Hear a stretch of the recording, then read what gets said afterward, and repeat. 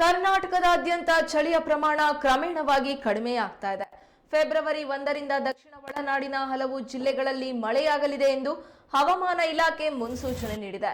ಬೆಂಗಳೂರು ಗ್ರಾಮಾಂತರ, ಬೆಂಗಳೂರು ನಗರ, ಚಾಮರಾಜನಗರ, ಚಿಕ್ಕಬಳ್ಳಾಪುರ, ಕೋಲಾರ, ಮಂಡ್ಯ, ಮೈಸೂರು, ರಾಮನಗರದಲ್ಲಿ ಮಳೆಯಾಗಲಿದೆ. ವಿಜಯನಗರ, ತುಮಕೂರು, ಶಿವಮೊಗ್ಗ, ಕೊಡಗು, ಹಾಸನ, ದಾವಣಗೆರೆ, ಚಿತ್ರದುರ್ಗ, ಚಿಕ್ಕಮಗಳೂರು, ಬಳ್ಳಾರಿ, ಯಾದಗಿರಿ, ವಿಜಯನಗರ, ರಾಯಚೂರು, ದಕ್ಷಿಣ ಕನ್ನಡ, ಉತ್ತರ ಕನ್ನಡ, ಉಡುಪಿ ಜಿಲ್ಲೆಗಳಲ್ಲಿ ಒಣ ಹವೆ ಮುಂದುವರಿಯಲಿದೆ.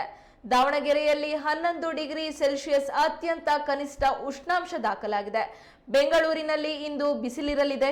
HALನಲ್ಲಿ 30.5 ಡಿಗ್ರಿ ಸೆಲ್ಸಿಯಸ್ ಗರಿಷ್ಠ ಉಷ್ಣಾಂಶ, KIALನಲ್ಲಿ 30.5 ಡಿಗ್ರಿ ಸೆಲ್ಸಿಯಸ್ ಗರಿಷ್ಠ ಉಷ್ಣಾಂಶ, 16.6 ಡಿಗ್ರಿ ಸೆಲ್ಸಿಯಸ್ ಕನಿಷ್ಠ ಉಷ್ಣಾಂಶ, GKVKಯಲ್ಲಿ 30.8 ಡಿಗ್ರಿ ಸೆಲ್ಸಿಯಸ್ ಗರಿಷ್ಠ ಉಷ್ಣಾಂಶ, 15.50 ಡಿಗ್ರಿ ಸೆಲ್ಸಿಯಸ್ ಕನಿಷ್ಠ ಉಷ್ಣಾಂಶ ದಾಖಲಾಗಿದೆ.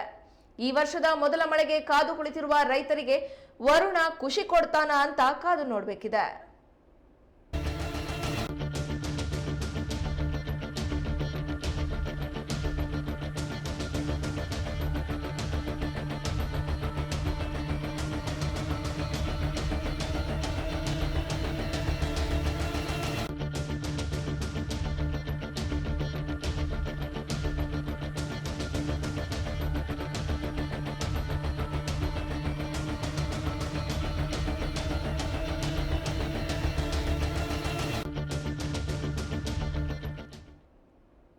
2024ರಲ್ಲಿ ರಾಜ್ಯಾದ್ಯಂತ ಬಹಳ ಚೆನ್ನಾಗಿ ಮಳೆಯಾಗಿದೆ.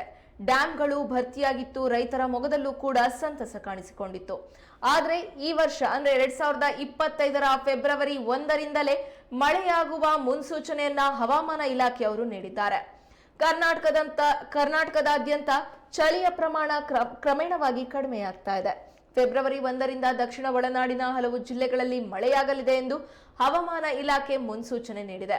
ಬೆಂಗಳೂರು ಗ್ರಾಮಾಂತರ, ಬೆಂಗಳೂರು ನಗರ, ಚಾಮರಾಜನಗರ, ಚಿಕ್ಕಬಳ್ಳಾಪುರ, ಕೋಲಾರ, ಮಂಡ್ಯ, ಮೈಸೂರು, ರಾಮನಗರದಲ್ಲಿ ಮಳೆಯಾಗಲಿದೆ ಎಂದು ಹವಾಮಾನ ಇಲಾಖೆ ತಿಳಿಸಿದೆ. ಇನ್ನು ಹಲವು ಜಿಲ್ಲೆಗಳಲ್ಲಿ ಒಣ ಹವೆ ಮುಂದುವರಿಯಲಿದೆ. ದಾವಣಗೆರೆಯಲ್ಲಿ 11 ಡಿಗ್ರಿ ಸೆಲ್ಸಿಯಸ್ ಅತ್ಯಂತ ಕನಿಷ್ಠ ಉಷ್ಣಾಂಶ ದಾಖಲಾಗಿದೆ.